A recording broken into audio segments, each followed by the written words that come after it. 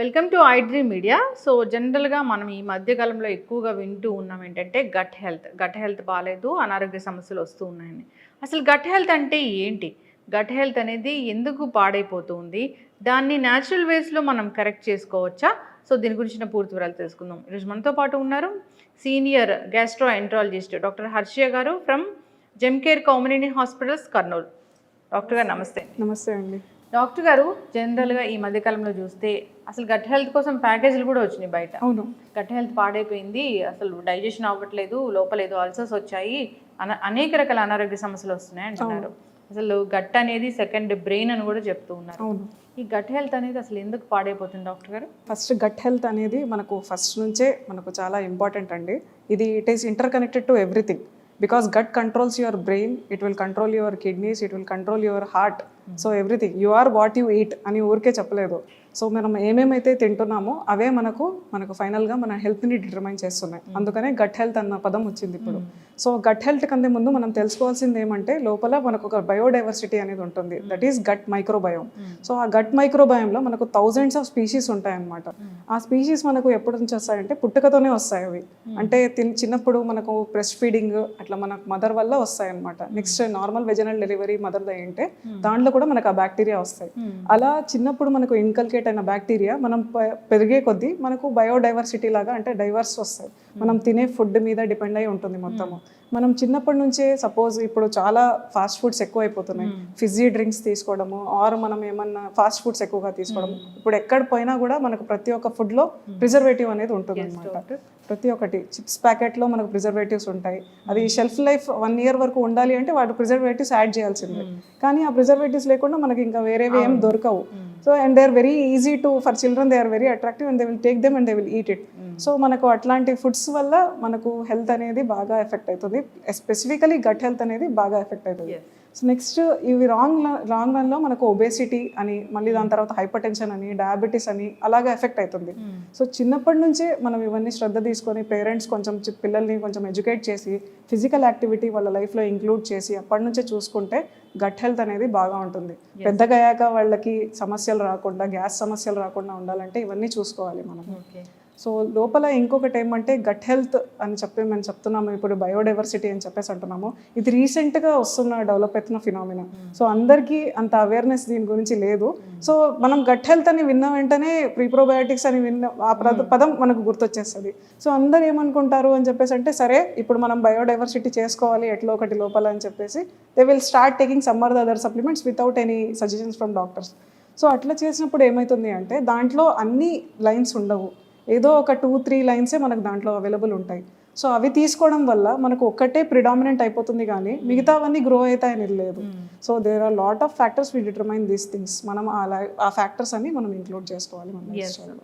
Doctor గారు, ఇప్పుడు gut health పాడైపోయింది అని మనకి ఎలా తెలుస్తుందండి? అంటే మన పొట్ట లోపల ఏమైనా ఇబ్బందులు అనేవి అవును, డెఫినెట్గా మనము అన్ని ఎలా అంటే స్లోగా మన గ్యాస్ ట్రబుల్ లాగా స్టార్ట్ అవుతుంది. తర్వాత మనము ఎప్పుడన్నా సడన్గా ఒకసారి బాడీ హెల్త్ చెకప్ అని చేయించుకుంటుంటాము.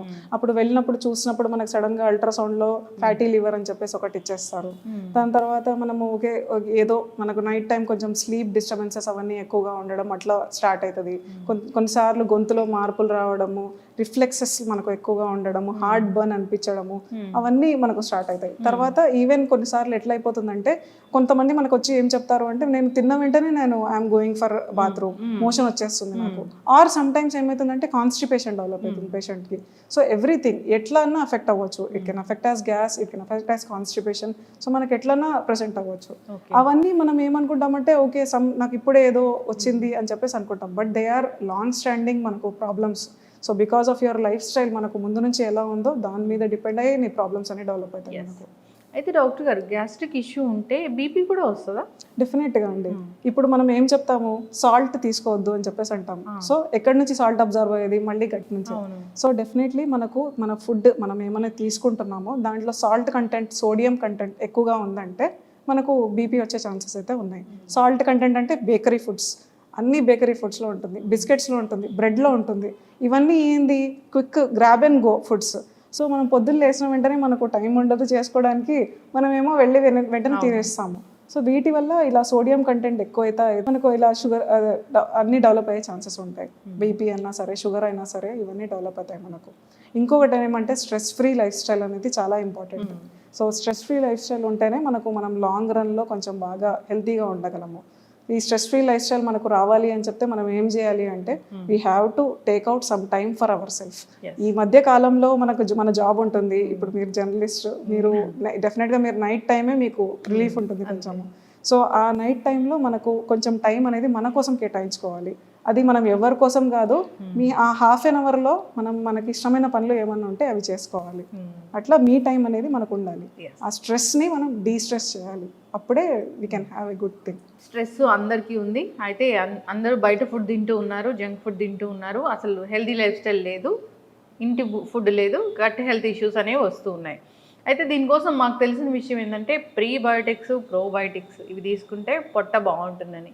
అసలు ఎట్లా డిఫైన్ చేస్తాం ప్రీబయోటిక్స్ని, ప్రోబయోటిక్స్ని? ప్రీబయోటిక్, ప్రోబయోటిక్ అంటే యాక్చువల్గా అవి మనకు బయోటిక్స్ అంటే దాంట్లో కొన్ని ఆర్గానిజమ్స్ ఉంటాయి. అవి లోపల వెళ్ళిన తర్వాత కొంచెం చేంజ్ అయితే దాన్ని మనం ప్రీబయోటిక్ అని చెప్పేసి అంటాం.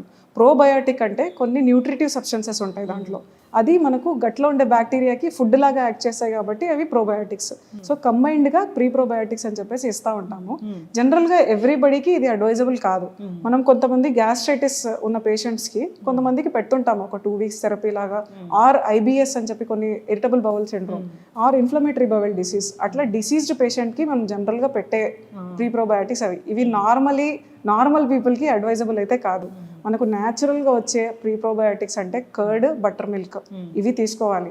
ఫ్రెష్ కర్డ్ డైలీ ఆఫ్టర్నూన్ తీసుకుంటే ఖచ్చితంగా ఈ ప్రాబ్లమ్స్ అనేవి కొంచెం మీకు ఖచ్చితంగా తగ్గుతాయి. Next stress free life style, అదైతే మీకు ఎంత బల్లగుద్ది చెప్పినా కూడా చాలా చాలా ఇంపార్టెంట్. సో 3 things మనం లైఫ్లో ఏం గుర్తుపెట్టుకోవాలి అని చెప్పేసి అంటే టైంకి తినాలి, next stress free life style ఉండాలి, మనము నెక్స్ట్ మనకు మీ టైం అనేది ఒకటి ఖచ్చితంగా మనం పెట్టుకోవాలి. And physical activity, daily physical activity అనేది కంపల్సరీ కావాలి. అది లేకుంటే యు ఆర్ నథింగ్.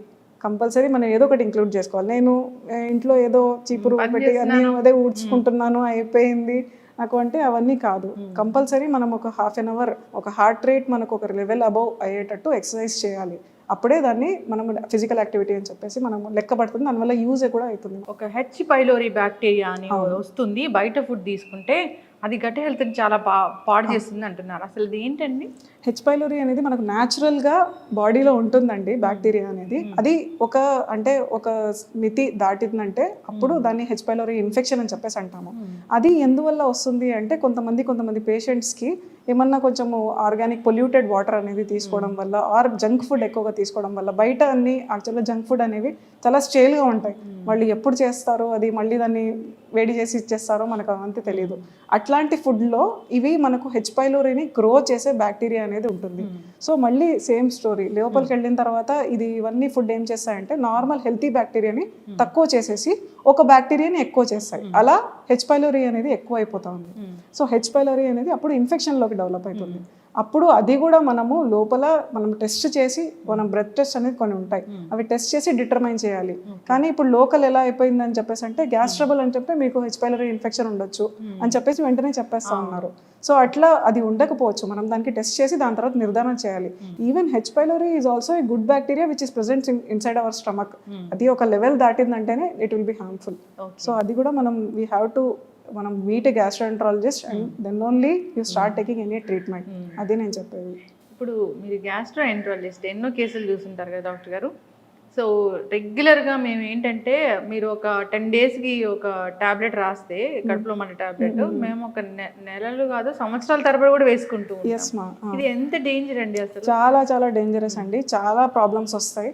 ఇప్పుడు జనరల్గా ఏమంటే మనము ఇవన్నీ ఏం చేస్తాయంటే యాసిడ్ కంటెంట్ని రెడ్యూస్ చేస్తాయి. మేము ఇచ్చే డ్రగ్స్ని ప్రోటాన్ పంప్ ఇన్హిబిటర్స్ అని చెప్పేసి అంటాము. ఈ డ్రగ్స్ వల్ల ఏమవుతుంది అంటే కడుపులో ఉండే యాసిడిక్ కంటెంట్ అనేది మనకు తగ్గిపోతుంది. pH అనేది మనకు కొంచెం ఎక్కువ అయిపోయి మనకి ఏవైతే సబ్స్టెన్సెస్ కరెక్ట్గా అబ్జర్వ్ అవ్వాలో అవి అబ్జర్వ్ అవ్వవు. సో కాల్షియం డెఫిషియన్సీస్ వస్తాయి. అందుకని దాని తర్వాత బోన్ ప్రాబ్లమ్స్ వస్తాయి. సో విమెన్కి చాలా డేంజరస్. దాని తర్వాత ఇంకా ఏమంటే మనకు కొన్నిసార్లు లాంగ్ స్టాండింగ్ రన్లో B12 డెఫిషియన్సీ కూడా వచ్చే ఛాన్సెస్ ఉన్నాయి. నెక్స్ట్ ఇంకోటి మళ్ళీ ఇదే గట్ బయోడైవర్సిటీని కూడా ఎఫెక్ట్ చేస్తుంది. PPI అనేది ఒక చోట మనకు భగవంతుడు యాసిడ్ ఎందుకు పెట్టాడు, ఒక చోట తర్వాత యాసిడ్ ఎందుకు న్యూట్రలైజ్ అయిపోవాలి అంటే అదంతా బ్యాక్టీరియా అనేది మెయింటైన్ అవ్వాలి. కానీ మనం అది ఆల్టర్ చేస్తున్నాం బికాస్ వీఆర్ గివింగ్ పీపీఐస్. మనం ఏంది ఒక 2 weeks కోసం హీల్ అవ్వడానికి అనేది పెడుతున్నాము. ప్లస్ సిమ్టమ్స్ ని కొంచెం కంట్రోల్ చేయాలి because life style is getting affected. చాలా మందికి గ్యాస్ట్రైటిస్ వల్ల నిద్ర ఎఫెక్ట్ అవుతుంది. నిద్ర ఎఫెక్ట్ అవ్వడం వల్ల మళ్ళీ మనకు మొత్తం సైకిల్ స్టార్ట్ అవుతుంది. సో అందుకోసం అని చెప్పేసి we give the treatment, but we also try to taper the treatment. We will ask the patient to stop the treatment when he's reflex free. So అట్లా బయట అట్లా చేయరు. బయట దే థింక్ అంటే మనకు తీసేసుకున్నాము టాబ్లెట్, ఓకే వీల్ కంటిన్యూ, ఇది ఏం దీనివల్ల ఏం కాదు అని చెప్పి చాలా సైడ్ ఎఫెక్ట్స్ ఉంటాయి. స్పెసిఫికలీ మనకు డెఫిషియన్సీస్ డెవలప్ అవుతాయి. సో అందుకని మనం చాలా జాగ్రత్తగా ఉండాలి వాడడంలో కూడా. ఇప్పుడు గట్ హెల్త్ పాడైపోతే లోపల లేయర్స్ పాడైపోతాయి, అల్సర్స్ ఫామ్ అవుతాయి డాక్టర్. ఎస్ అదే మనకు ఇన్ఫ్లమేటరీ బవెల్ డిసీజ్ అని చెప్పేసి ఒక డిసీజ్ ఉంటుంది. దీంట్లో ఏమైతుంది అంటే అదే బయోడైవర్సిటీ అనేది ఎఫెక్ట్ అవ్వడం వల్ల చాలా ఫ్యాక్టర్స్ వల్ల ఎఫెక్ట్ అవుతుంది. మనకు జీన్స్ లో ఎఫెక్ట్ అవుతుంది, నెక్స్ట్ తినే ఫుడ్ వల్ల ఎఫెక్ట్ అవుతుంది. ఇందాక నేను చెప్పినట్టు బర్త్, మనకు నార్మల్ వెజినల్ డెలివరీ కాకపోయినా కూడా అంటే not everybody but somebody will have this disease అనమాట. సో మనకు ఒక 1 lakh పేషెంట్స్లో మనకు కొంతమందికి ఇన్సిడెన్స్ ఉంటుంది అలాగా. సో అట్లాంటి పేషెంట్స్లో ఇలా ఐబిడి లాగా ప్రజెంట్ అయ్యి అల్సర్స్ లాగా వచ్చి మనకు మోషన్స్లో వాళ్ళకి బ్లడ్ పడడం అనేది ఉంటుందన్నమాట.